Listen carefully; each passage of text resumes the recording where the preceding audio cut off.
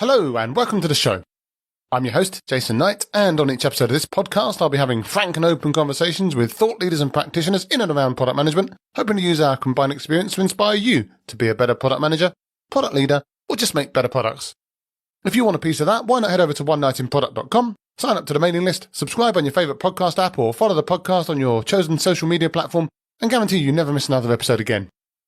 On tonight's episode, we talk about the servitization of product management and reflect on whether that's even a real word. We talk about the types of product management tasks you might be comfortable outsourcing, the stuff you should really keep in-house, and the importance of making sure that even when you do outsource it, you use it as a learning experience for your team. We also reflect on when product management gigs go wrong, what you might do to try to make them go right, and when it's time to just cut your losses and move on.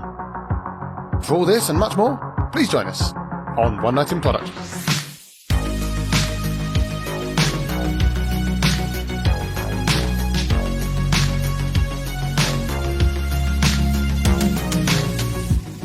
So my guest tonight is Jas Shah.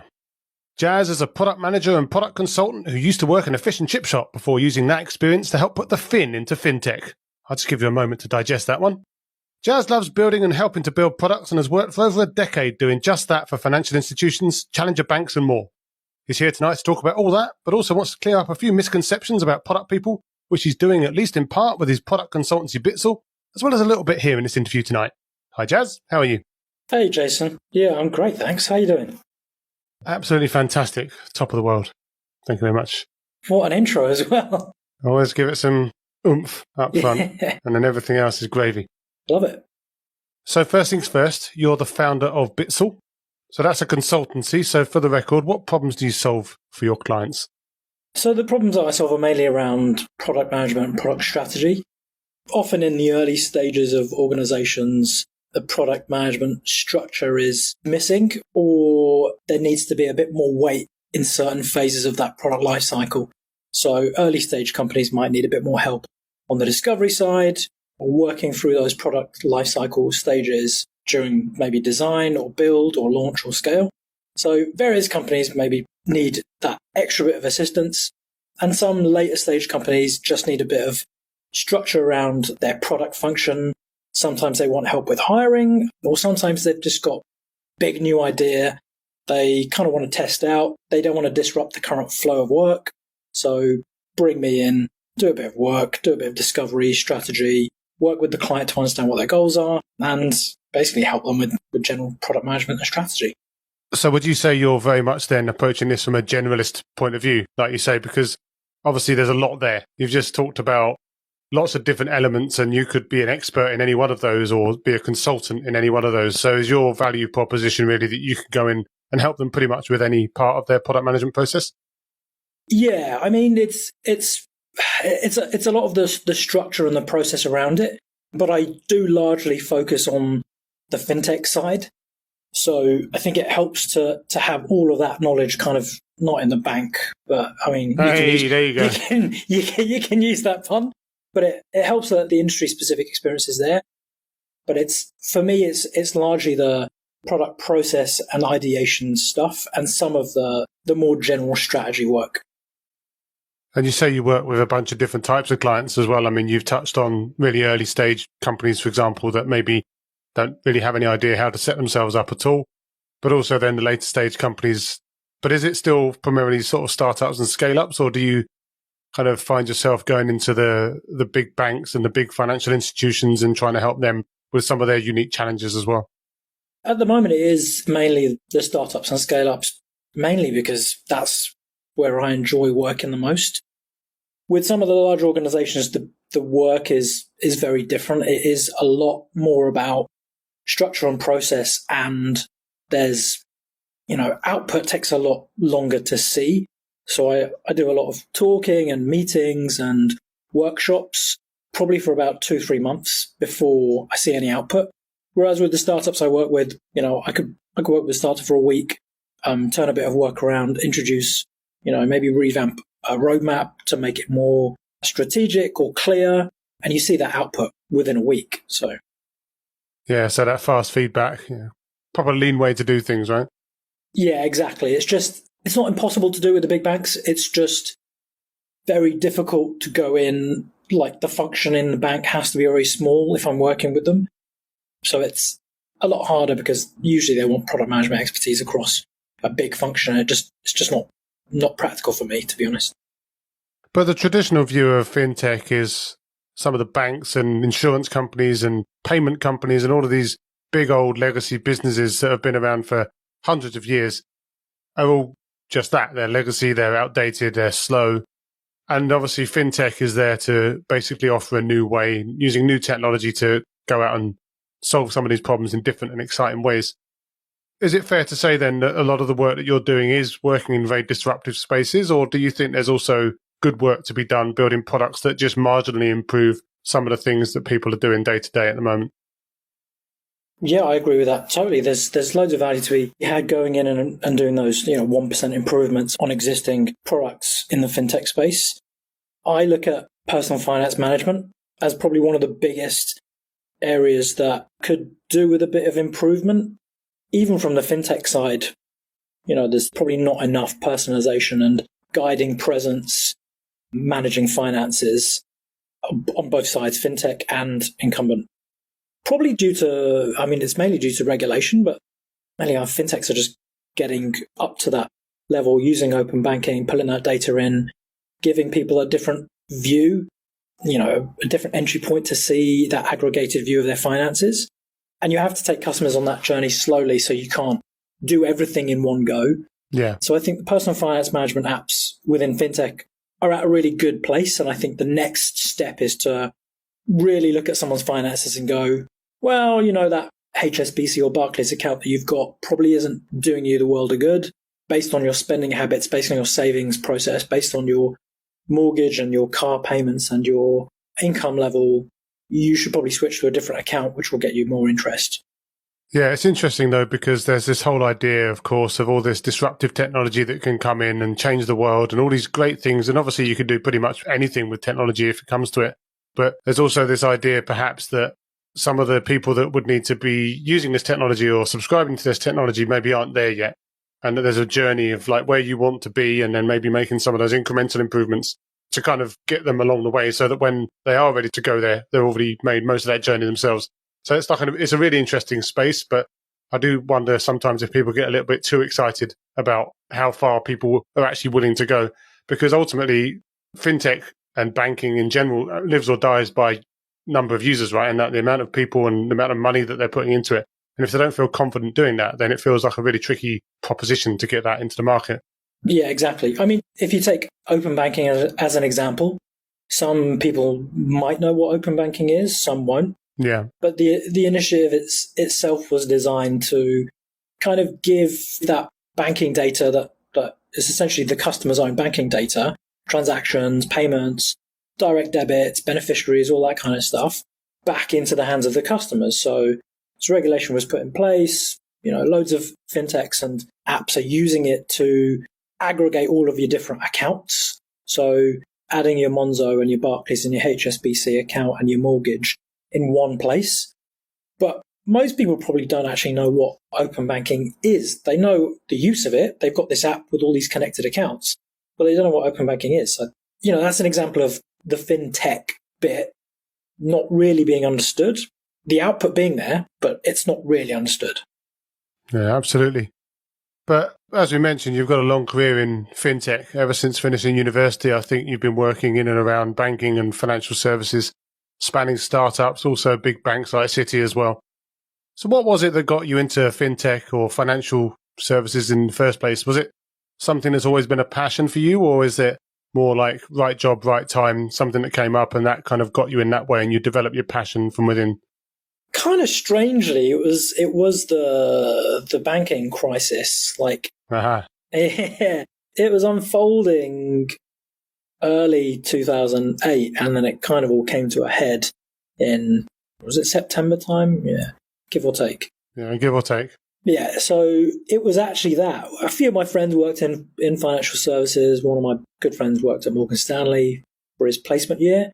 So just before we graduated, I was just kind of asking him loads of questions about, what does this thing mean? You're wearing a suit while you're on placement and spending a lot of dosh. Like, what is it? It's like, I work in investment banking. Asked him loads more questions and kind of got interested in it from there, really.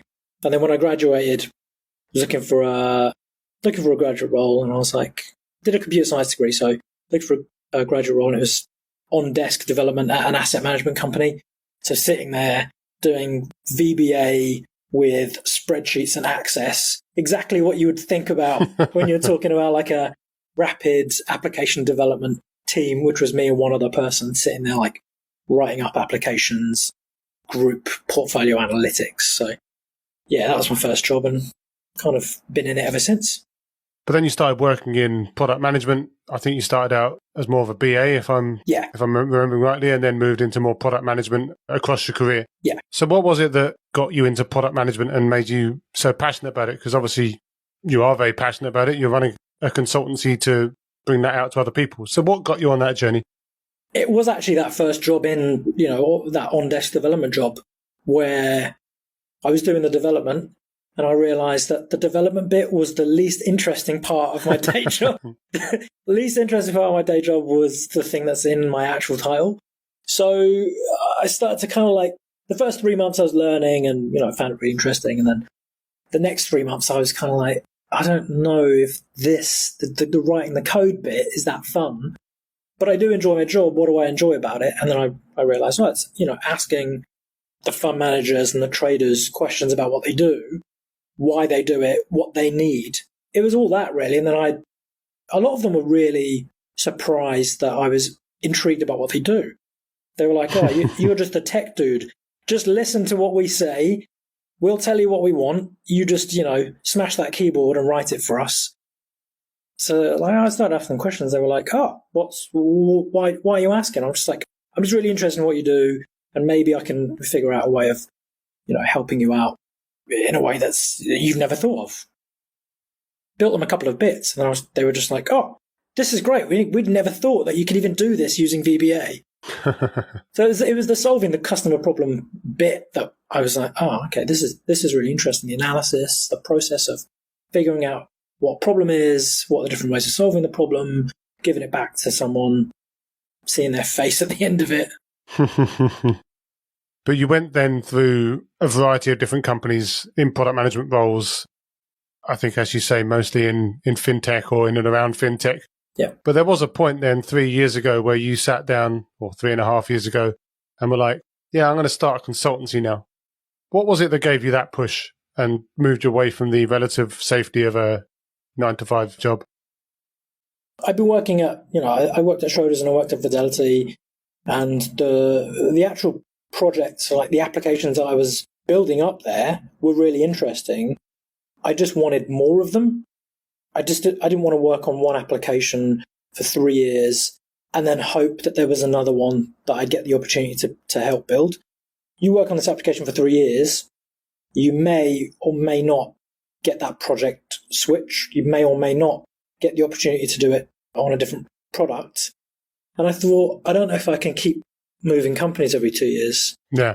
And I just thought, what's the best way of still doing that product build stuff, helping someone achieve an output, build a cool product, and earn money and work on loads of cool projects? And I was like, well, I think a practical consultancy kind of makes sense. Yeah, and that was it. But when you speak to some of your clients or potential clients, you're going to be in a situation where not all of them are necessarily cool products or things that you think are cool. And there's going to be some kind of filtration process that you're presumably going to want to go through to make sure that you are working with the types of people that represent your interests or the types of things that you want to be working on. Is it like that, or are you in a situation where you have had to work with some real shockers in your time? Honestly, I think I've been pretty lucky.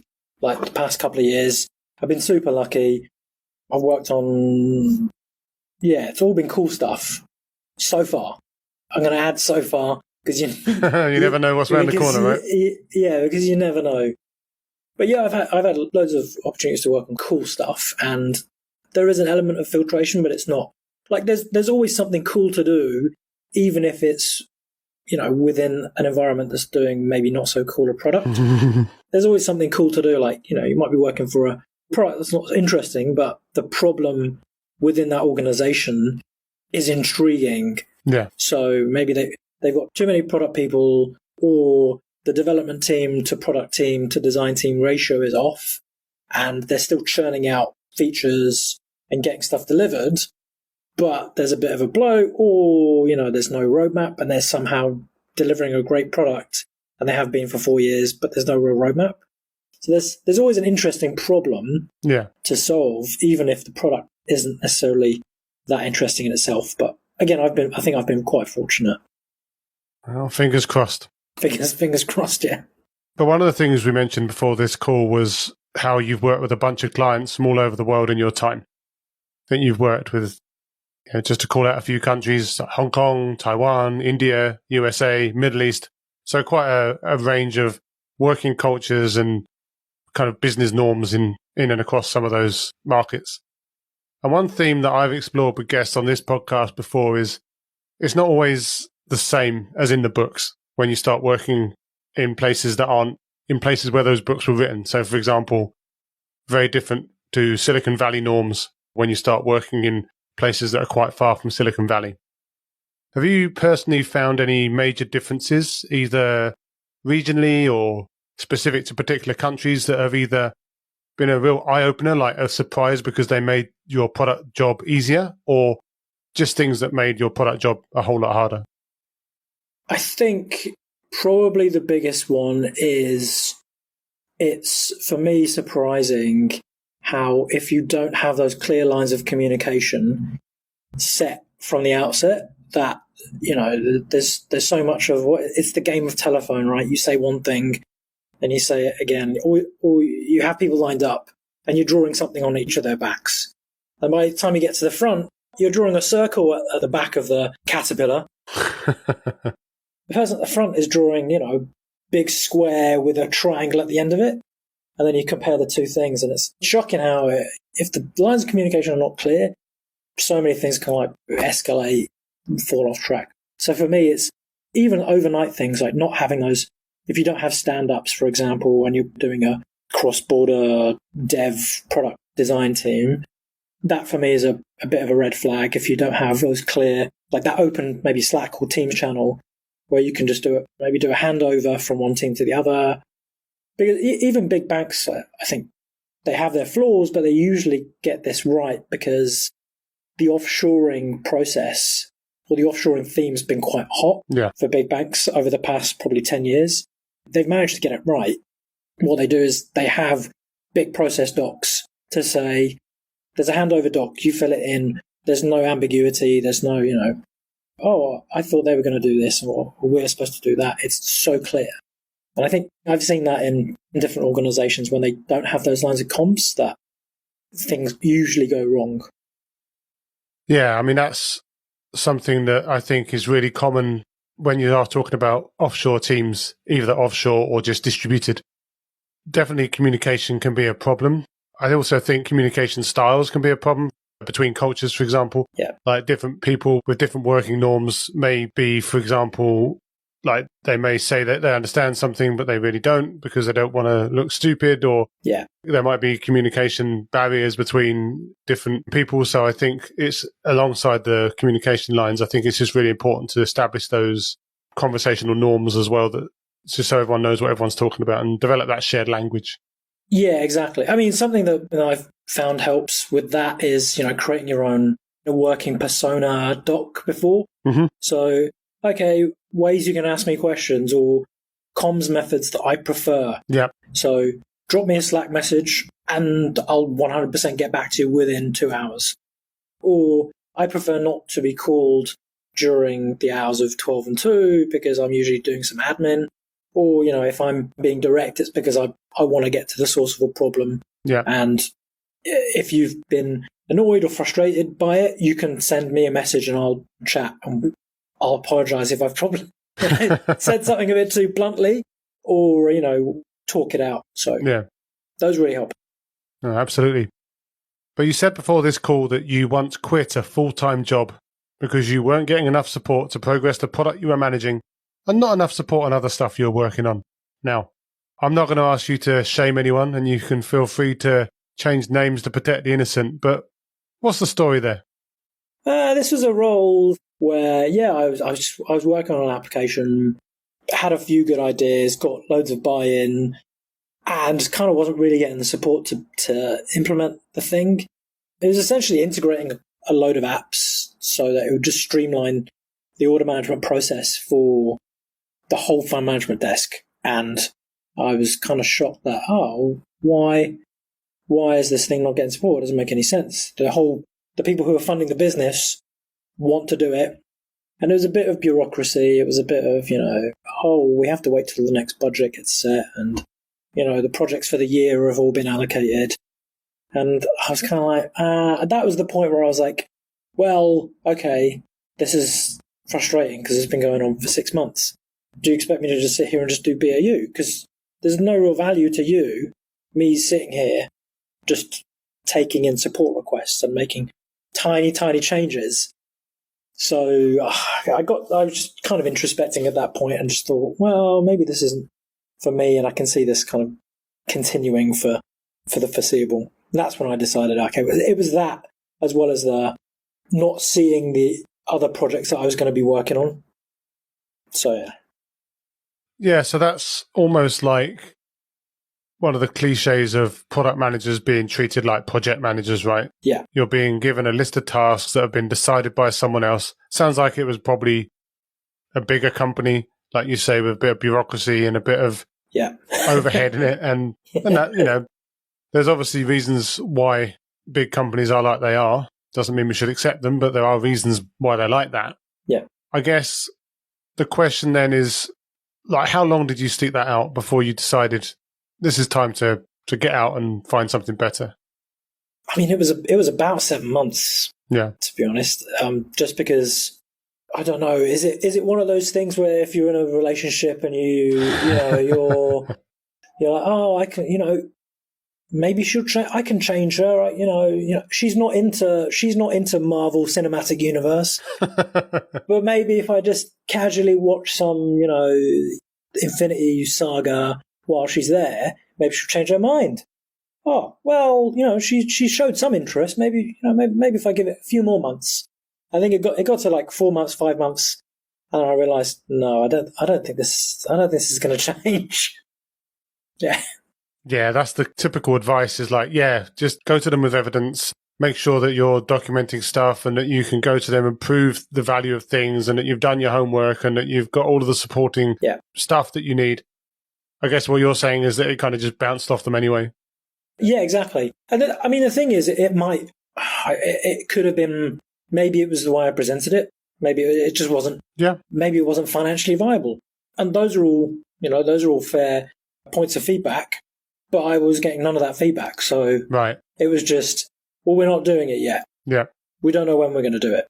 And it was like, well, that's not really great feedback for me because I just worked on this for 3 or 4 weeks. And I think this is a great idea. So tell me it's a rubbish idea or tell me it's too expensive, but don't kind of like bat it away with no feedback. Yeah. Well, hopefully other people will take inspiration from that and jump sooner if they feel that they're bashing their head up against a brick wall. Yeah, 7 months is that was pushing it. I'm an optimist. Yeah, I think you generally know within a certain period of time, let's say 6 months, just to give a month's worth of change. Yeah. Within 6 months, you probably have a fairly good idea of the pulse of an organization and how decisions are made, how information flows and all that stuff. So I guess after that, if you're still sitting there saying that whatever I do, it's just not moving it anywhere, just have a decision to make, right? Yeah. And like you say, if you're getting enough green shoots or enough feedback that says, yeah, maybe one day and you're in it for the long haul, brilliant. If not, as one person that I spoke to once said, life's too short to work for companies that don't get products, right? So just go and work for one that does. Yeah, exactly. But now you're out of that and consulting again. And one of the things you also mentioned in the prep for this call is your belief that certain aspects of product management could be servitized. This is a word I'd never actually seen before. Yeah. But the way I understand it is more along the lines of offloading some of your product management responsibilities to other people. I guess if I was a consultant, I would probably advocate offloading parts of product management to, well, consultants, right?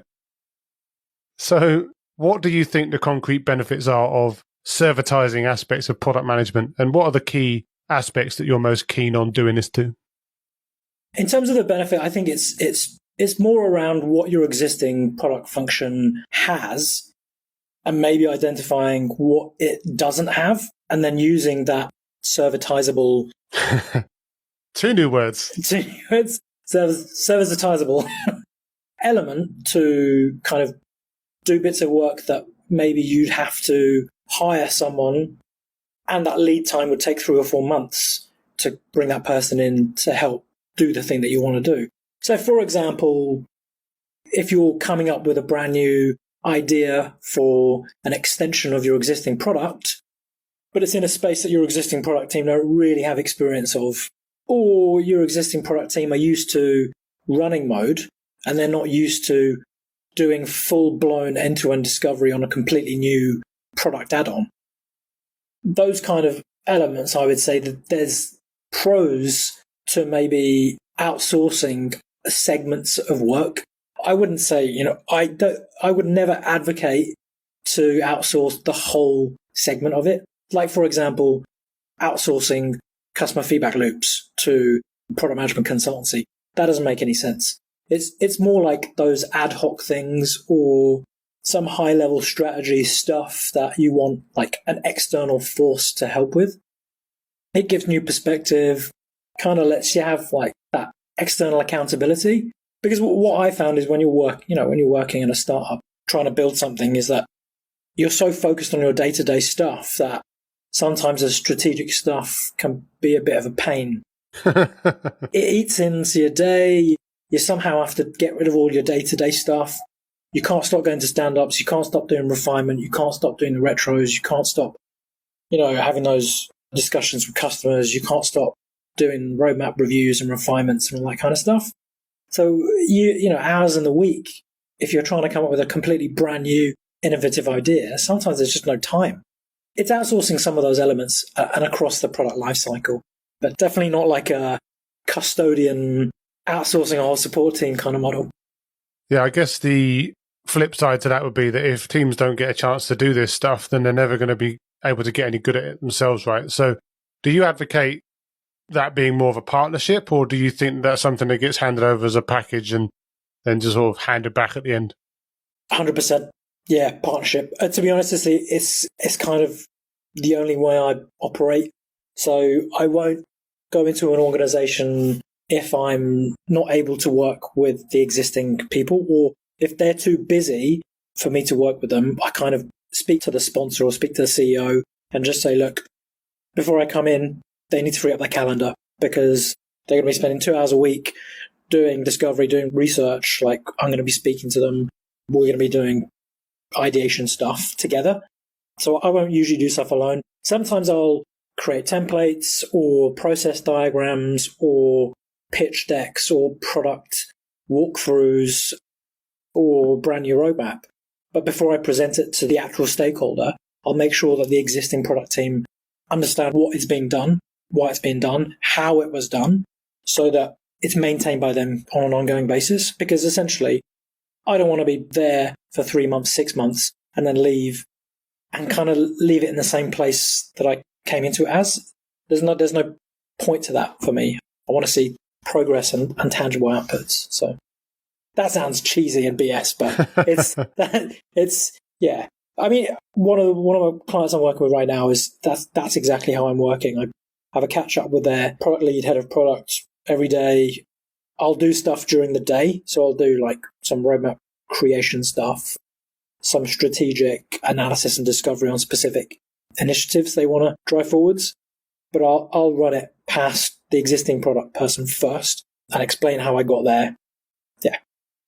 Yeah. I mean, it makes sense. I think that the question would be where the actual consulting finishes and the coaching begins, right? And whether there's any appetite from your side to maybe step away from the actual consulting side and become like a trainer or a coach of product managers instead. Has that ever felt appealing to you, or do you feel that's just part of what you're currently doing as a side benefit? I think it's the latter. It's kind of, it's a little happy side effect of what I'm doing right now. I've not thought about it, but I think after this, I'll give it a think. Oh, Because then you don't have to worry about the products, just the people, right? Yeah, exactly. But the products, though, they're so good. That's the whole point of this product management stuff, right? So maybe it's not time to jump ship quite yet. No. But we also talked about misconceptions of product managers and how they bother you. What's one misconception about product managers that really bothers you? And you can't say the project management thing because we already covered that one. So something that's not project management. I think a lot of the teams I've worked in and with and for, they expect every single product manager to know the tech inside out. Yeah. I come from a tech background, so that's in my toolkit. Yeah. But it's not in everyone's, and the expectation can't be there that every single person knows, what lines of JavaScript control buttons in the app.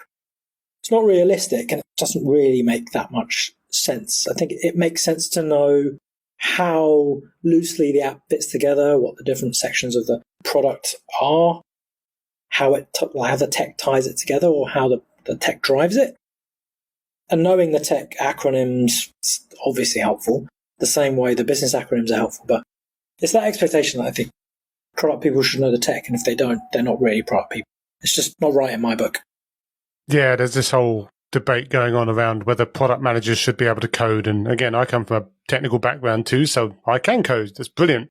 I try not to because there are better people than me to do it. And also, I don't really think it's my job. I do think one misconception of product managers, which is very linked to that bothers me, is that product management is effectively just a part of engineering, but it's the part that can talk to people versus the part that sit there programming. Yeah. I don't think that's a very healthy cliche for anyone to perpetuate, to be honest. Yeah, definitely not. I mean, the product people have to be, they have to be very objective, and you can't be objective as a product person if you're sitting in the engineering team. Yeah, exactly. So, because everyone has their different priorities, and product people shouldn't sit in ops. Yeah. Under an operations team. They should be their own function, and if there's product ops people that need to be there, they should sit in the product function and be tightly coupled with the operations team. And if there's product owners, they should sit in the product team, but be tightly coupled and tightly linked with the engineering team. Same with product marketing and so on and so forth. Let's not get into the product owner versus product manager debate today, though. That's a whole different episode. Yeah, exactly.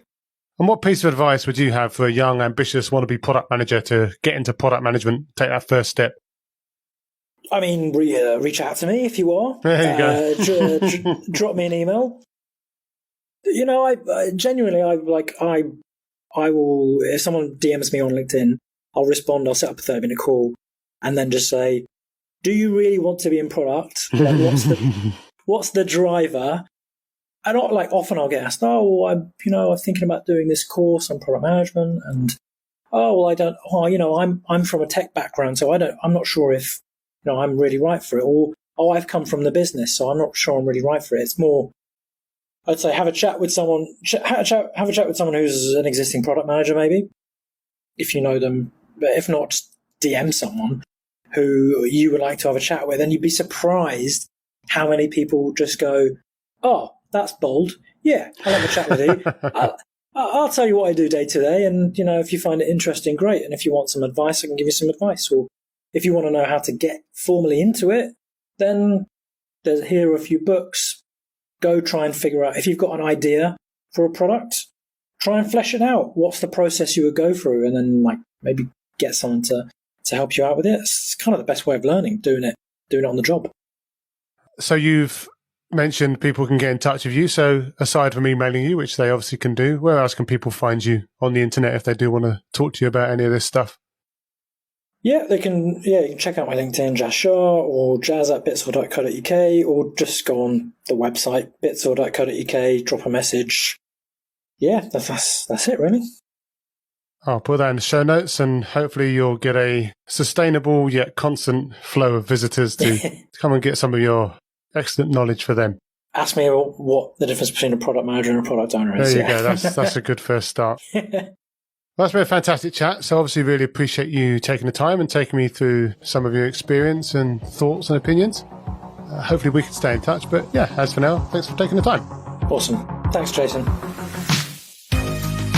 As always, thanks for listening. I hope you found the episode inspiring and insightful. If you did, again, I can only encourage you to pop over to onenightinproduct.com, check out some of my other fantastic guests, sign up to the mailing list or subscribe on your favourite podcast app, and make sure you share it with your friends so you and they can never miss another episode again. I'll be back soon with another inspiring guest, but as for now, thanks and good night.